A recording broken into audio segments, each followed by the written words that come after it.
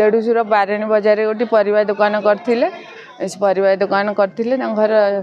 सबुदिन से दुकान चलती से दुकान करके सी गाँव किंतु बजार किंतु लगी सहित शत्रुता अच्छा बहुत लोग आम देखला हठात निआ लगे राति चौटू आसला बेलू बाहर कबाट दिखाई कबाट खोलला निआ जलला आम फोन कलु जो पानी पका गाड़ी वाला को गाड़ी वाला आउ फोन उठेलेनी और पुआ जाइए डाकिले कबाट बाड़े जो गाड़ी वाला आसला सब जल पोड़गले पुलिस वाला को फोन कलु नई सेपटे लिया लगी किंतु पुलिस वाला एपर्यंत आसीना आमको जनइले 3:30 जनइले दुनिया की नना जड़े से डेली जाती फुल तोड़ जाती हे पूजारी से कहते तुम घर से निआ नागिला सुबा घर तुम डाक गले राति पुतुरा हे परिया दुकान आगे परिवा ड्रेस पूरा जली जाइए टोटाल सब घर भीतर सब जली जाइए पाखापाखि 4टा 10-15 हम मु आम घर आसताए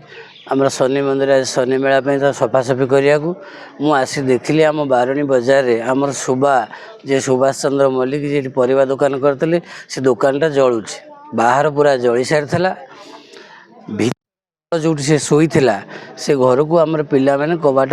टाणुले भांगुले भितरटा को देखापी एवं कबाट भांगिला बेले मुझे जगार उपस्थित थी एवं देखिली से घर धूआं पाए 5 मिनट खंडे बाहरला एवं सुभाष चंद्र मल्लिक ता भितर शोई तेणु ता बापा एवं तांकर संपर्कीय मैंने आसी पहुँचते ता बापा कहवा कथा जे प्रथम जो से देखिले बाहर कबाट दिखाला एवं एक कथा देखला परे आम जाकि फायर स्टेशन को डाकिलु से निआ लिभेले किंतु ता बापा को कहवा कथा सत्य होते कहीं जड़े दुर्बृत्त ताको मारिबा उद्देश्य रे बाहर कबाट दे निआ लगे तेणु मु जड़े साधारण नागरिक हिसाब से पुलिस प्रशासन पाखे दाबी रखी जे घटना को से तदंत करूँ अनुसंधान करूँ ये जिनिस गोटाए जोटा कहते चिंता माने सुपरिकल्पित यहाँ योजना।